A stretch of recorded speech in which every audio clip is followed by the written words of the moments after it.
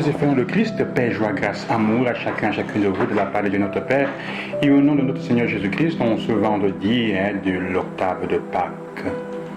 Nous lisons aujourd'hui encore, nous continuons à lire, comme je disais, les récits des apparitions de Jésus. Aujourd'hui, nous écoutons le récit de l'évangile de Jean, au chapitre 21, qui nous raconte de Jésus qui apparaît aux disciples, pendant qu'après, du moment où après avoir attendu, Pierre dit, je retourne, je m'en vais pêcher.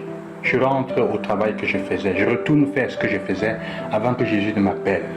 Et certains disciples disent, nous allons avec toi, nous allons avec toi.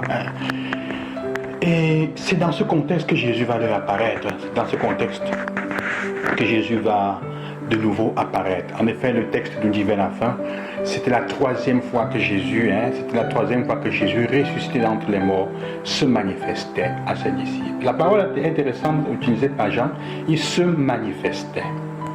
Il y a une différence entre la manifestation et on peut dire l'apparition. Si on peut dire, l'apparition est une manifestation, mais il peut y avoir plusieurs façons de se manifester.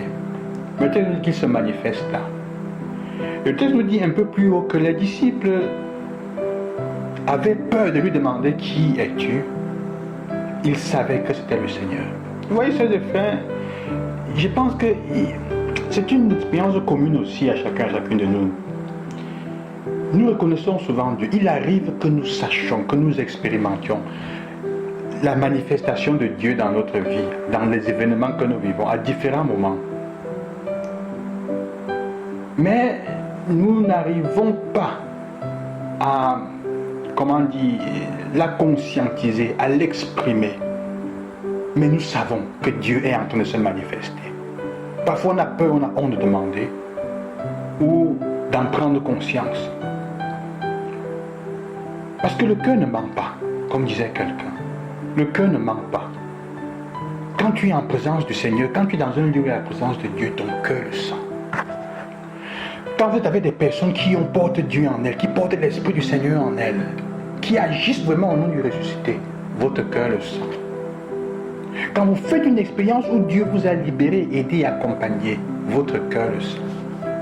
Mais parfois nous avons peur ou honte de dire Dieu était ici, parce qu'on pense que c'est une superstition, parce qu'on a honte, on a peur de ce que les gens vont nous dire, on va se moquer de nous. Mais tu sens que Dieu était là, parce que l'ambiance ne peut pas être créée par un être humain. Malheureusement, parfois on n'a pas appris à le reconnaître clairement. Et donc on a souvent peur de demander même, mais qui es-tu? C'est toi? Donc, c'est la chose que je voudrais partager avec vous aujourd'hui. Je pense que l'évangile nous fait comprendre. En disant que la troisième fois, les deux autres fois, enfermés dans la maison, à la tombe, et maintenant ils sont en train d'aller pécher. Cela nous fait comprendre que quand Jésus se manifeste, il ne se manifeste pas seulement d'une seule façon. Il ne se manifeste pas seulement quand tu vas à l'église, à la messe, quand tu vas prier. Il se manifeste, il est capable de se manifester dans tous les moments fondamentaux et de ton quotidien que tu es en train de vivre. C'est une invitation à être attentif, à demander la grâce d'avoir les clés pour reconnaître la manifestation de Dieu dans notre vie. C'est fondamental, la manifestation du ressuscité dans notre vie. Et l'important c'est qu'ici encore, il se manifeste avec des éléments, en utilisant des éléments et des signes qu'eux ils peuvent comprendre. La pêche, venez manger, il prend le pain et il leur donne. L'Eucharistie, le sens du partage et de la communion est toujours au milieu.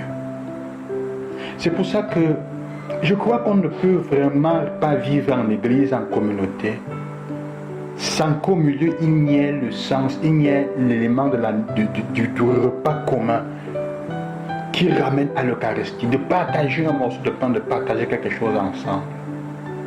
Comme rappel aussi du fait que Dieu se manifeste à nous de cette manière-là.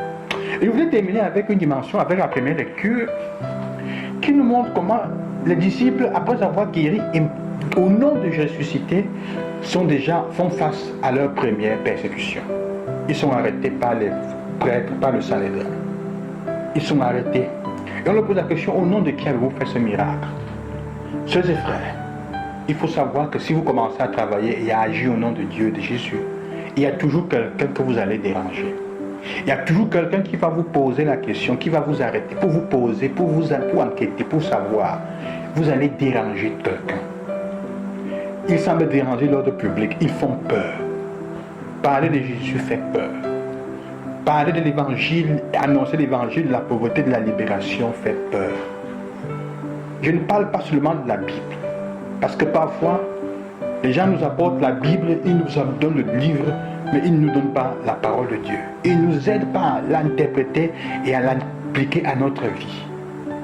La parole de Dieu, l'évangile est une parole libératrice.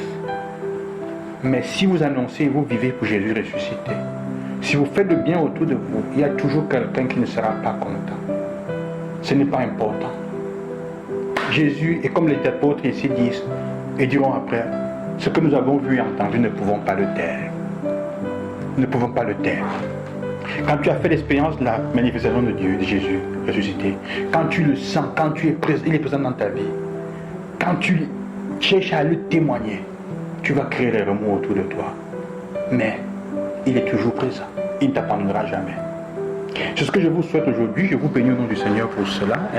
Bon cheminement encore à la suite du ressuscité. Que Dieu vous bénisse et à demain. Loué soit Jésus-Christ.